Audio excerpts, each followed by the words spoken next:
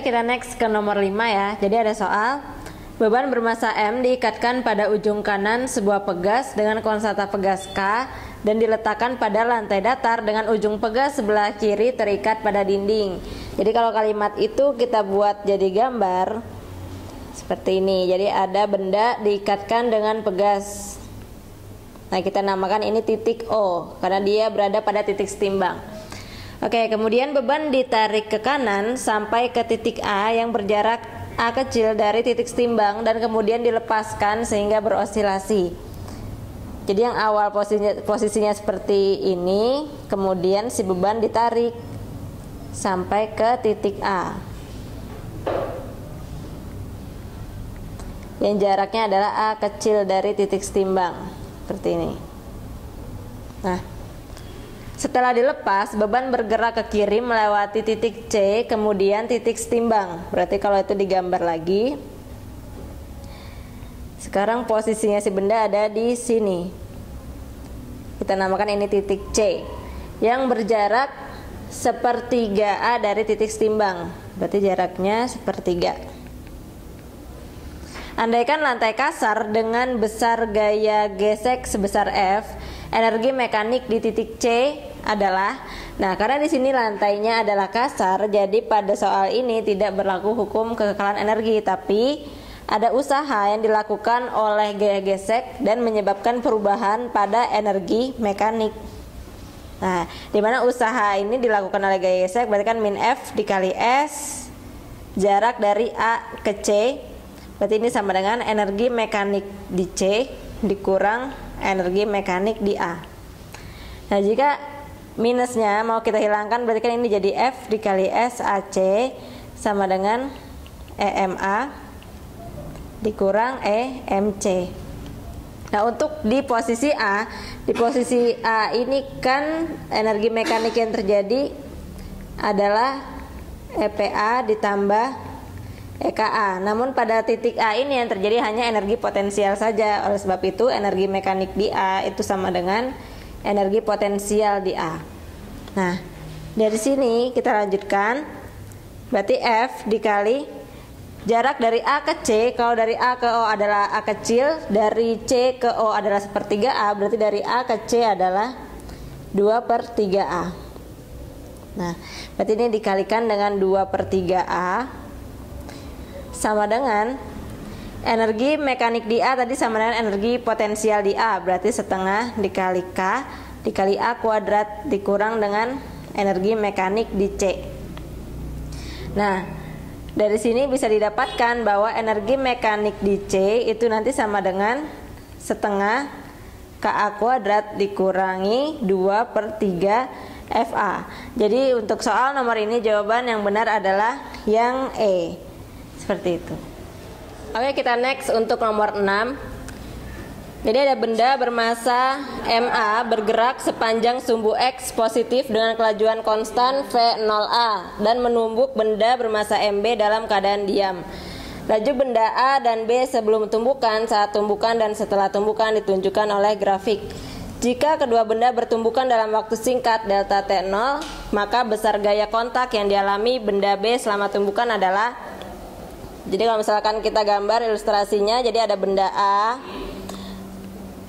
dia menumbuk benda B yang sedang diam. Nah, setelah bertumbukan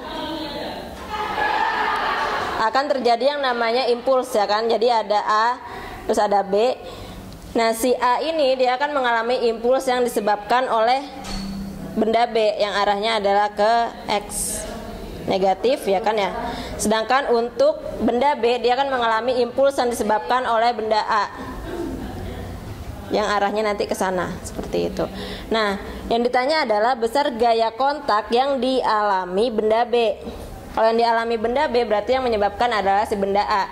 Nah, sesuai dengan persamaan impuls sama dengan F kali T, F kali delta T, di mana impuls itu adalah perubahan momentum sama dengan F kali delta T. Berarti kalau kita cari F-nya berarti kan sama dengan delta P per delta T. Berarti untuk delta P-nya adalah perubahan momentum pada si benda A. Jadi kalau kita masukkan berarti di sini adalah MA kecepatan akhirnya si A yaitu V dikurang dengan kecepatan awalnya A, berarti F0A dibagi dengan delta T.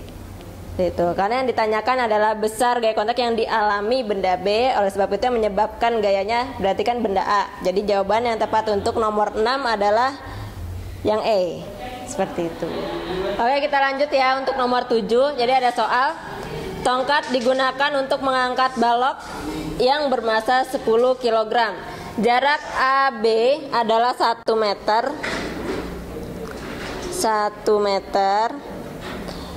Dan jarak AC adalah 3 meter. Berarti jarak BC kan otomatis adalah 2 meter. Gaya minimal untuk mengangkat balok adalah, oke, yang ditanya adalah gaya minimal. Jadi gaya minimal yang diperlukan untuk mengangkat balok ini adalah berapa? Seperti itu. Syaratnya adalah si sistem ini harus seimbang. Namanya kan gaya minimal, berarti sistemnya itu harus timbang. Nah, kalau misalkan di titik A, berarti kan gaya yang terjadi adalah hanya gaya berat ya, mg. Nah, dimana kalau setimbang itu syaratnya adalah sigma torsi harus sama dengan 0. Nah, dimana torsi sendiri adalah persamaannya F dikali dengan R. Sigma F dikali R sama dengan 0. Nah, berarti kan di sini logikanya adalah yang kanan, yang kiri ya kan, yang di kiri titik poros itu harus sama dengan yang di kanan titik poros.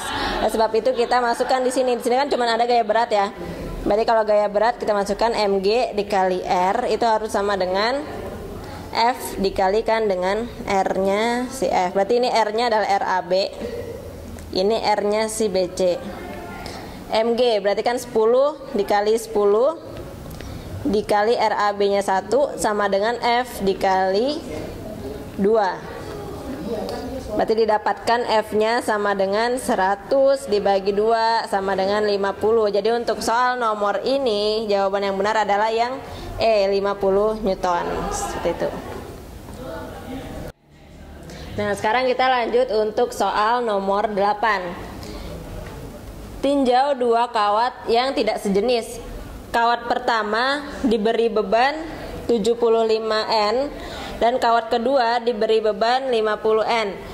Jika diameter kawat pertama namakan saja D1, dia sama dengan 2 kali diameter kawat kedua sama dengan 2D2. Dan modulus yang kawat pertama 2 kali modulus yang kawat kedua.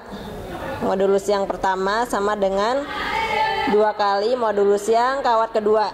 Maka rasio antara regangan kawat pertama dan kawat kedua adalah, nah yang perlu kita ingat di sini adalah modulus yang dia punya persamaan yaitu tegangan dibagi dengan regangan. Dimana tegangan sendiri persamaannya adalah F per A dikali regangan ya. Nah, berarti ini tinggal kita bandingkan aja. Jadi kita masukkan rumus perbandingannya, gamma 1 per gamma 2 sama dengan F1 per A1 dikali epsilon 1 dikali dengan A2 dikali epsilon 2 per F2. Nah, di sini yang diketahui adalah diameter, sedangkan dalam persamaan yang digunakan adalah luas permukaan. Oleh sebab itu kita cari dulu nih hubungan antara luas permukaan dengan si diameter itu. Jadi kalau kawat itu dia memiliki luas permukaan berbentuk lingkaran, berarti kan PR kuadrat ya. PR kuadrat. Nah, jika R-nya ini kita ubah dalam bentuk diameter, berarti kan nanti akan menjadi 1/4 pi kali D kuadrat.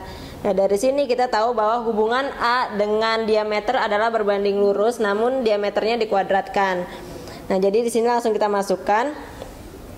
Untuk gamma 1 tadi nilainya adalah 2 kalinya gamma 2 per gamma 2 sama dengan F1 adalah 75 Newton dibagi dengan A1, berarti sama aja D1 kuadrat. atau 4D2 kuadrat. Nah, dikalikan epsilon 1 dikalikan lagi dengan A yang kedua, berarti sama dengan D kuadrat, D2 kuadrat dikali epsilon 2 per F2 nya 50. Nah, yang sama bisa kita hilangkan, gamma dengan gamma, lalu D2 kuadrat dengan D2 kuadrat.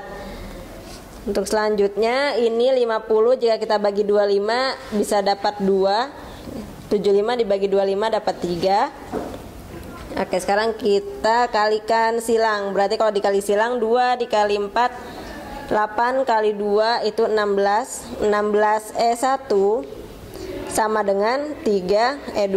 Yang ditanya adalah rasio antara regangan kawat pertama dan kawat kedua. Berarti epsilon 1 per epsilon 2 sama dengan 3 per 16. Jadi untuk soal nomor ini jawaban yang benar adalah yang A, 3/16, seperti itu.